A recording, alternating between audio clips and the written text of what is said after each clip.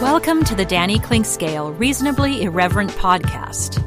Insightful and witty commentary, probing interviews, and detours from the beaten path. Well, I know you missed us, as a couple of weeks ago you were forced to read a blog by one Danny Clinkscale instead of another ravaging edition of Danny and Jane's Reconcilable Differences, or Reconcilable Differences with Danny and Jane, whichever you like. And this time around, we're going to talk about a variety of things and eventually get to our delightful dogs. Delightful in some ways, but we'll talk first of all about adaptability. That will be the keynote as we will start out.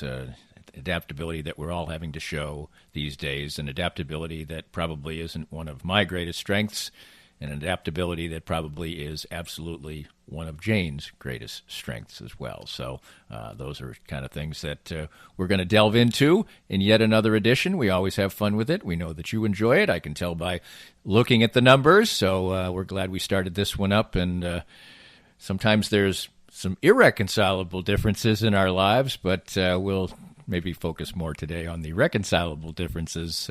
Well, they can't be irreconcilable, even if I referenced that before, because we're sitting here talking to each other, which we will continue to do next, right here.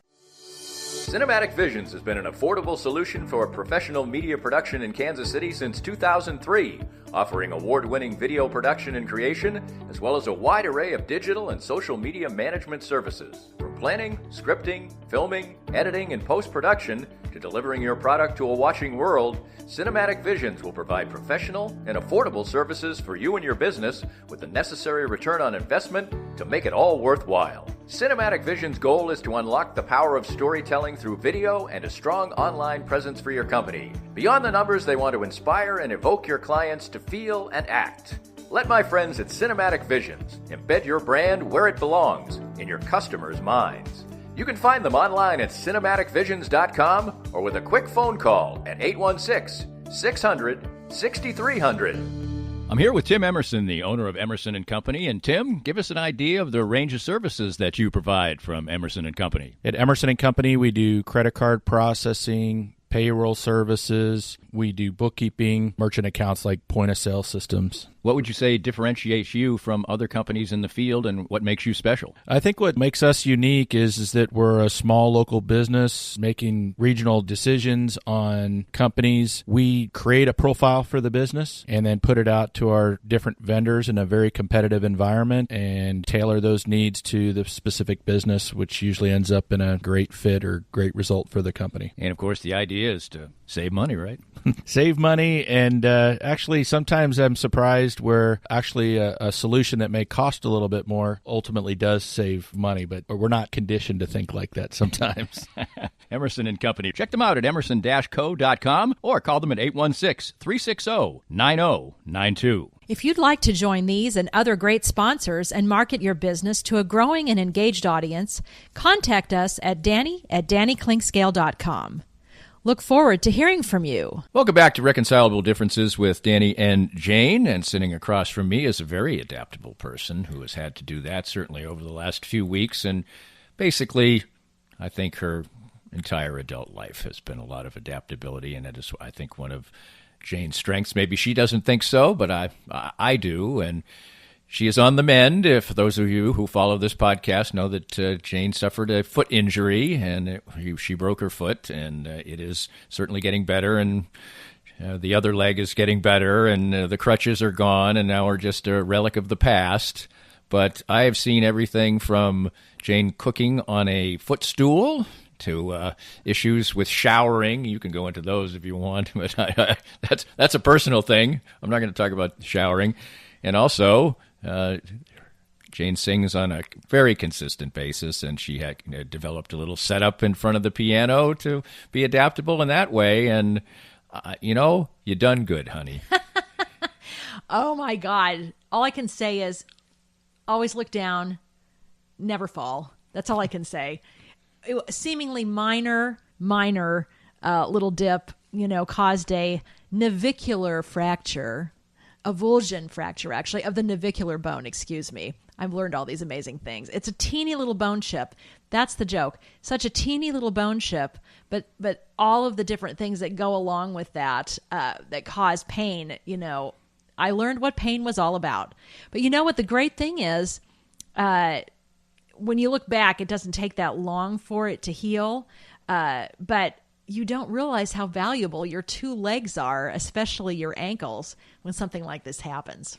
Well, there's no question about that, and I don't think people realize it from a crutches standpoint, how many things you can't do. You can't carry anything. You can't carry a cup of coffee generally. You can't, carry a file folder or anything else, and you certainly can't when you sing, standing and posture, which is certainly one of your strengths, is a very important thing to singing. And so you've been singing while seated for a while. What's the difference there? It was like I have no choice. I've got 2 concerts in October that I have to prepare for, and it's all new music, fabulous stuff. Jenny Lynn, 200th birthday, quite exciting, doing her repertoire that I found on the Library of Converse site. Not that anyone cares about that, but it was amazing because I'm like, what am I going to do? I've got to warm up. I can't walk. And so I just sort of thought, well, let me sit down and see if I can do my warm-ups, in this position. And this was when I had to keep my foot in front of me, remember? And I'm like, you just do it. Some people, I just not one of those, I don't know how to lay in bed all day. I just don't know how to do that. And so I found a way, and now I can stand a little bit, so I stand and I sit and stand and sit. And I've done some rehearsals now, so that's kind of fun. What is the difference from a vocal standpoint of singing while standing or sitting? It is, the more legato, the slower the piece, the less fast high notes where you're engaging your diaphragm a lot, the easier it is to sing sitting. But some of this Jenny Lynn repertoire is really high fast, what we call coloratura passages, which is almost impossible to do sitting. But if I sit by the piano and give myself some stability with the piano and support, I work through that music and learn the music. And it's doable. It doesn't sound quite as good, in my opinion, until you're standing.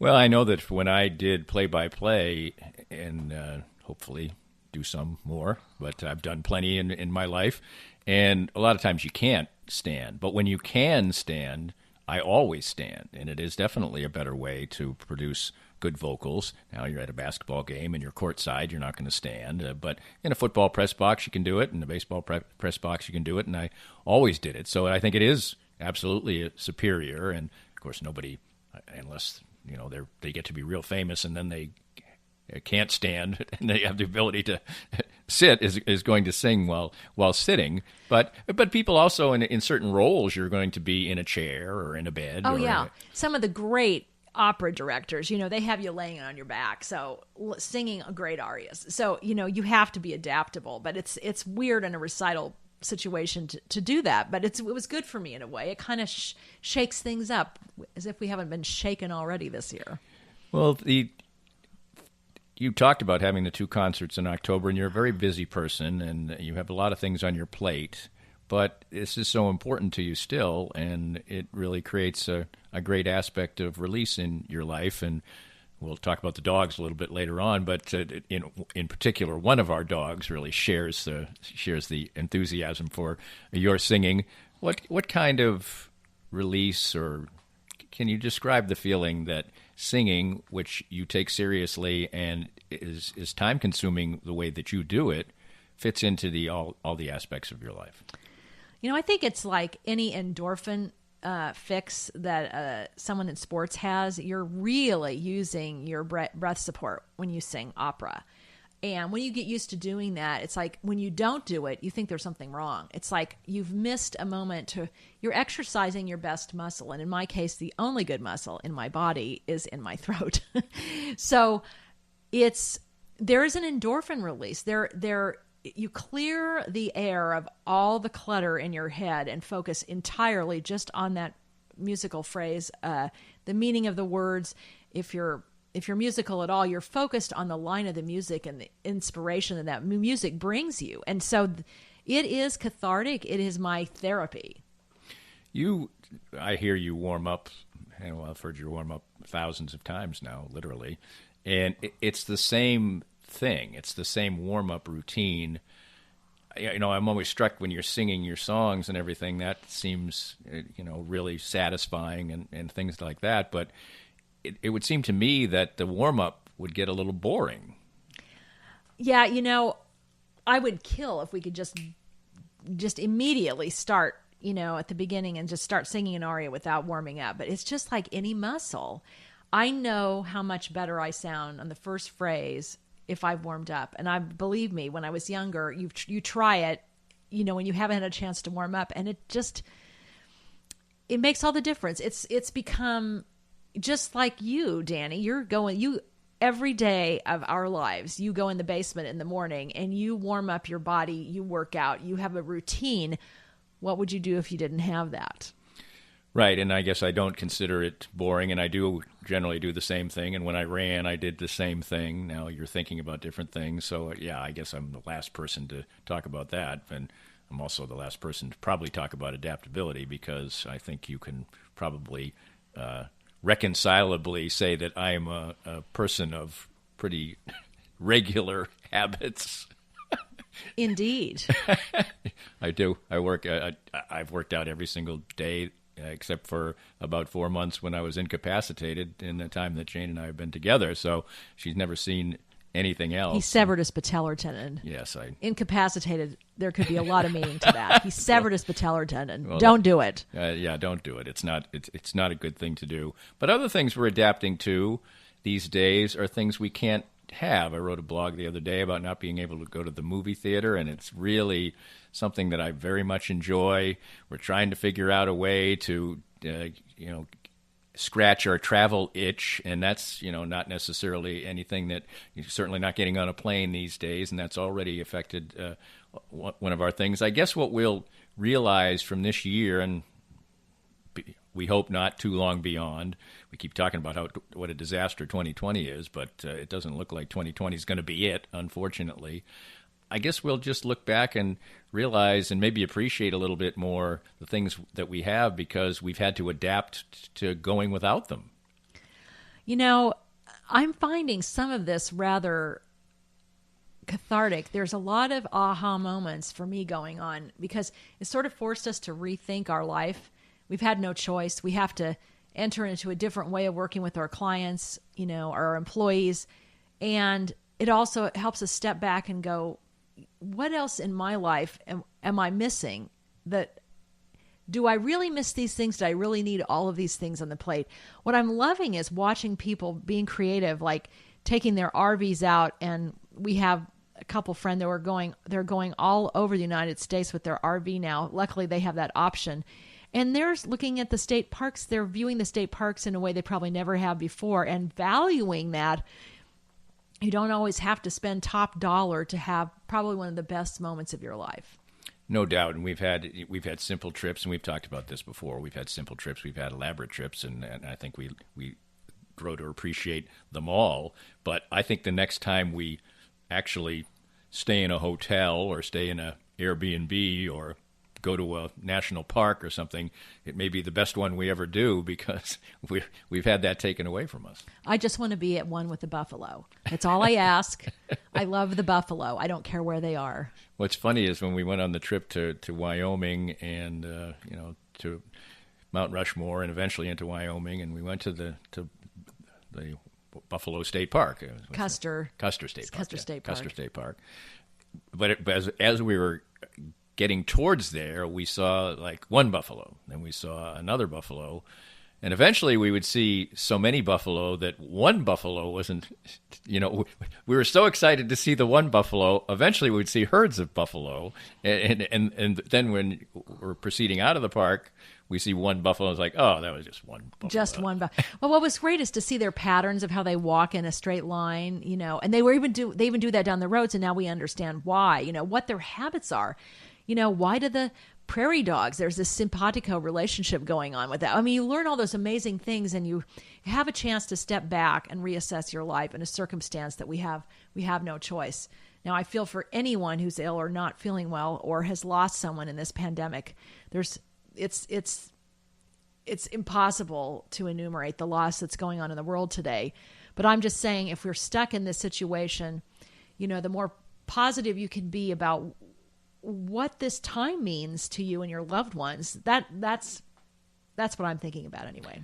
One surprising thing we watched the other day, we watched a documentary about the Spanish flu epidemic of the late 19s, and it was amazing to me. There were so many things that resonated exactly with what is going on now, be it people not maybe paying attention as much as they should at first, and so on and so forth. But the other thing that was really amazing to me is that I'm a history buff, and we never were taught this. I mean, I never even basically heard about the Spanish flu epidemic, and this is bad here, but that made this situation look horrendous, and we were never taught that in school. I think, it was such a collective, aha, it's done. It seems to me that there's something goes on with our human psyche that says we just got to close that door because it was so horrendous, and that's what the doctor even mentioned on the show, and I've subsequently read that it was just something that it was there, and it was lightly mentioned in Downton Abbey and used as a teeny little plot line. And if you really go back and look,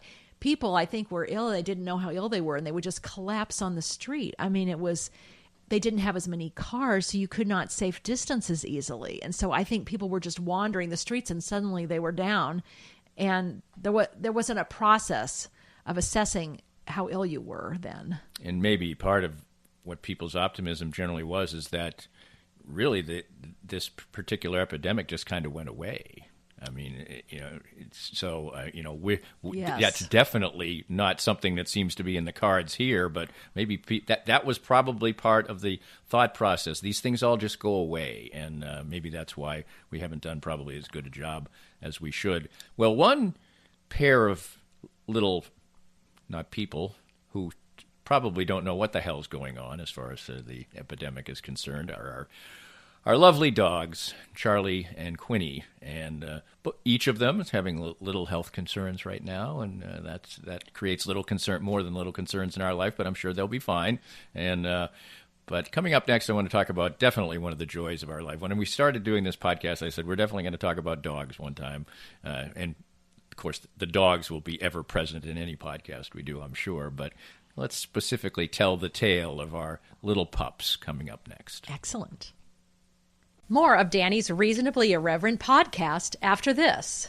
We're here with Joe Spiker, the CEO and president of Easton Roofing. And Joe, you had a great year in 2019, a record year. 2020 comes, things are moving smoothly along, and then the coronavirus comes. But your company seemed to be very ready, very proactive, and very ready to serve your customers well. Yeah, we adopted social distancing very early before the cities even put out the notices. And we started working from home. We are largely cloud-based as a company, so that transition was easy. Our technicians are wearing masks and gloves, and salespeople are not meeting with homeowners. We're doing everything digitally and doing everything we can to do our part to get over this as quickly as possible. So for any needs that people have right now, what's the best way to get in touch with you? Well, you can always call us, 913-257-5426. But the best way is to go to eastonroofing.com, put your information in, and we'll give you a call. Easton Roofing. Integrity matters. Let's spend a minute with Dr. Brad Woodle, who along with his wife, Dr. Christina Woodle, the owners of Advanced Sports and Family Chiropractic and Acupuncture,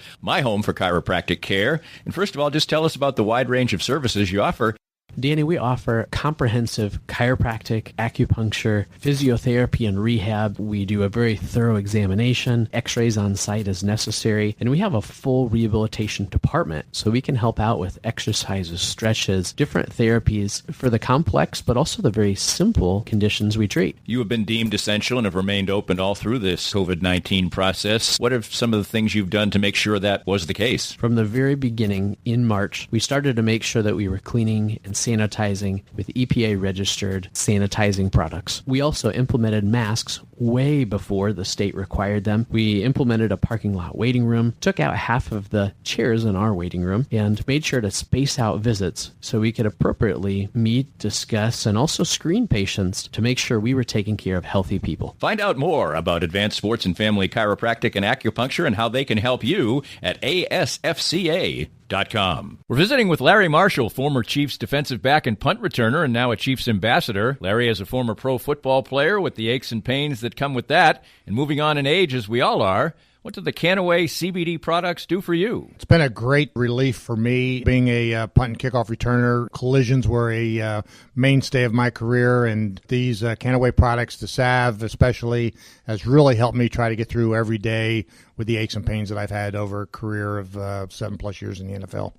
I get similar benefits as well, particularly with my back. Certainly wasn't a football player. What's the best way for our listeners to get more information about the great products themselves? Well, I'm so enthused about it, Dana. If they just contact me at larrymarshall.canaway.com, and I can give them all the information they need to help them get through the day as well. Start gaining all the benefits that Larry and I do from the trusted and reliable line of Canaway products. As Larry said, visit larrymarshall.canaway.com and get information on all the great products from Canaway. If you'd like to join these and other great sponsors and market your business to a growing and engaged audience, contact us at Danny@DannyKlinkscale.com.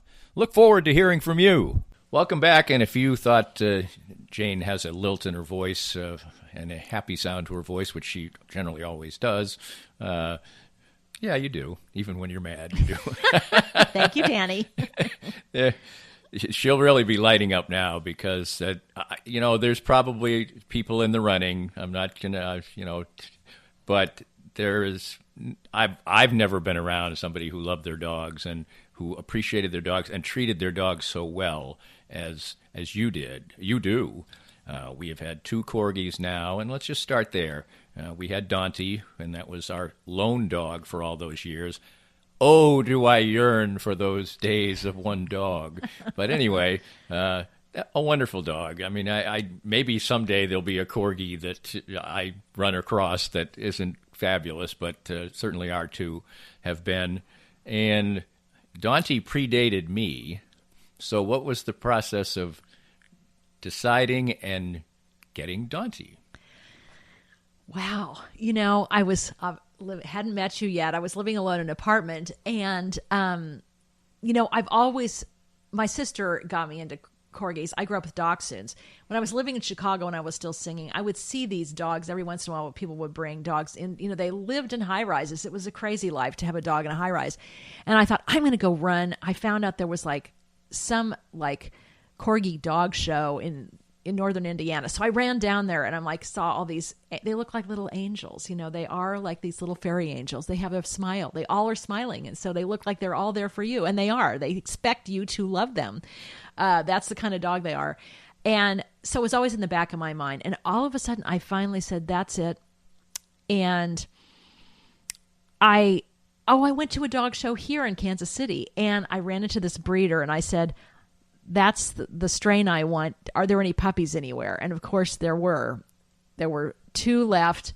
And I took the little runt. But she was very strong. She was fighting her brother. And that's how I got her. And it was a fabulous, animals are so smart. And I was raised with a mom who, she had 11 brothers and sisters in her family. And guess what she did? She went out and she played with her dogs, and she has had a love for animals. So I think that's where it started. But you treat the animals, and we'll get to the ones we have now, so well, constantly walking them. People have dogs, and some people treat their dogs poorly. And some people probably are reasonably indifferent, and you wonder why they have a dog. And then there are people who treat their dogs well, but there's a difference between treating the dogs well and treating the dogs as well as you do. Let me just put it this way. When my mother passed away, her, you always have to say who passed away before her.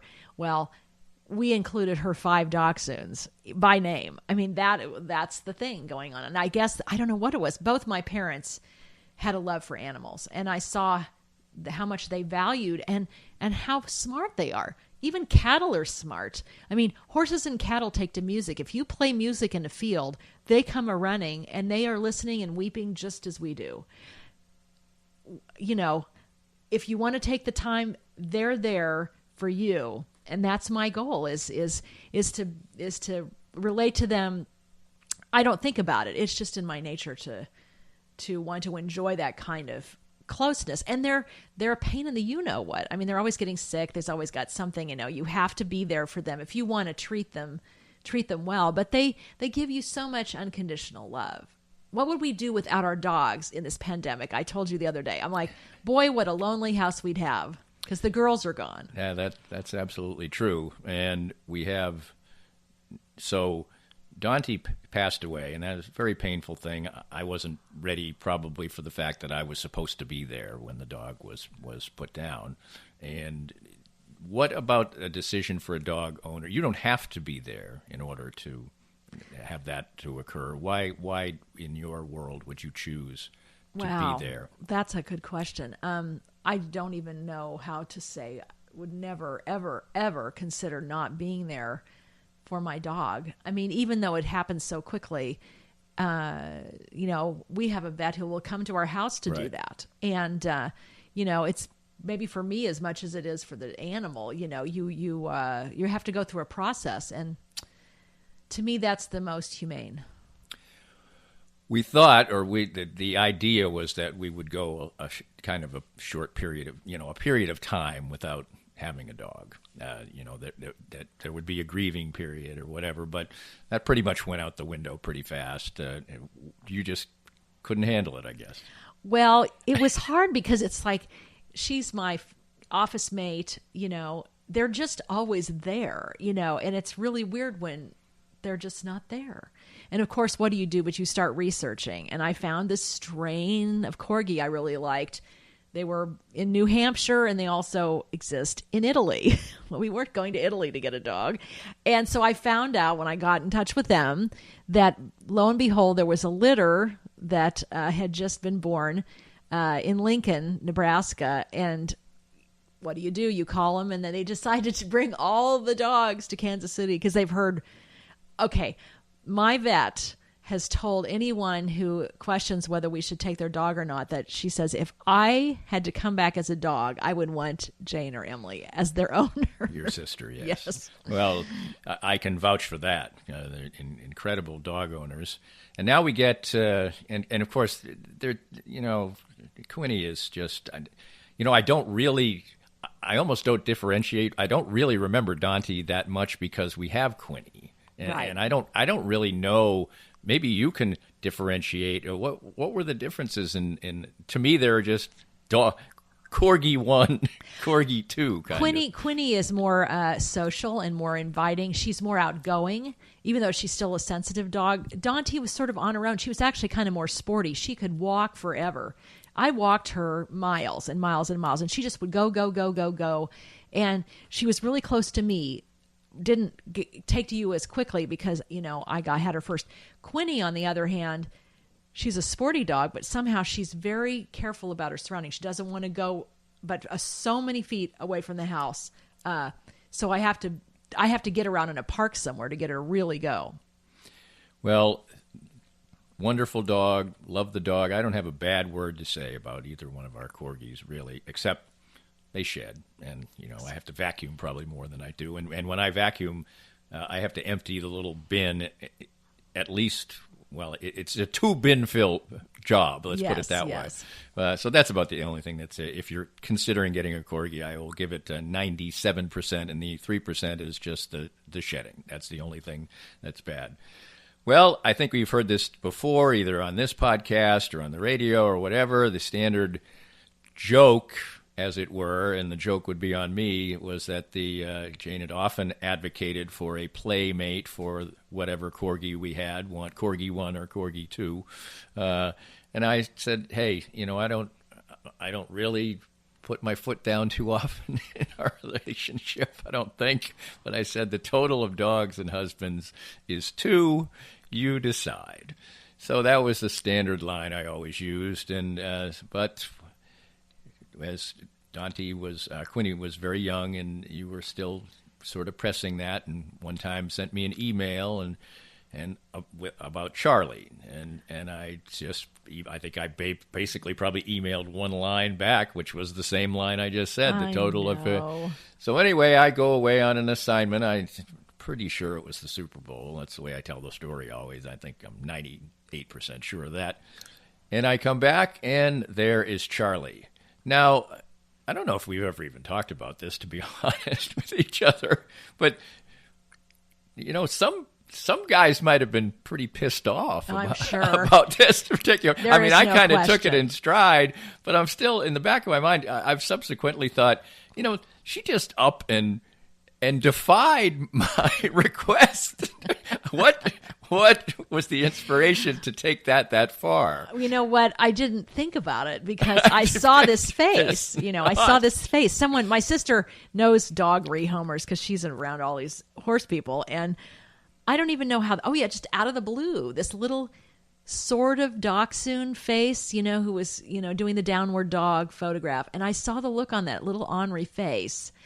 And I also heard that he literally was caged and was in prison because the owner had bought him but didn't know how to handle him and was going off and taking trips. And the poor roommate was trying to deal with this poor little dog who needed love. And I wasn't even going to get him. I called the rehomer and I asked too many questions. She was off going to give it to somebody else. And so I thought I was done. But October 1, I suddenly get, this would be 7 years ago, October 1, I get a call back from the rehomer saying the other deal didn't work out because they decided they didn't want to take another dog. He's at the animal hospital at 5. You can go get him. Are you sure it was October 1? Then it couldn't have been the Super Bowl. I must have been somewhere Yeah, else. it was October 1. I think it was something else because you were, yeah. So what do? You go pick him up and all hell broke loose. He had months of rehab work, but look what a sweetie he is now. He is a sweetie, and he's Most of the certainly, he was an economical dog to purchase and a budget-busting dog. And basically, despite the greatest efforts of trained professionals, he really never has been properly trained. I mean, people tried, and they gave us all these different things. Well, he's a dachshund / Jack Russell. Need I say more?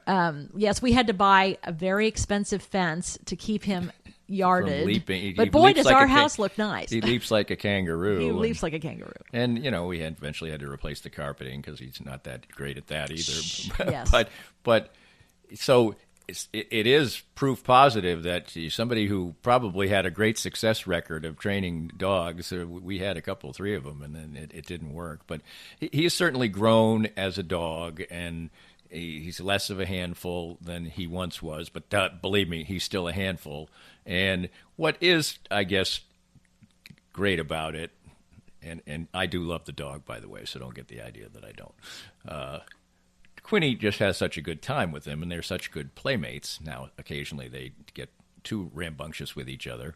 It does create a cacophony of noise around the house because if Charlie gets agitated, which he does by basically anything, if anybody walks by the house, any dog walks by the house, any delivery he's man managing comes this to the house. He manages the house. He barks like crazy. Quinny barks like crazy, and usually extends the barking. She barks the longer woofer. than he does. And she's a protector she's a herder by nature. She wants to know what's wrong with Charlie and either protect him or make sure he's handled. And it is a beautiful relationship. He's not handleable. That's the funny part. The poor Quinny is doomed because he's not herdable.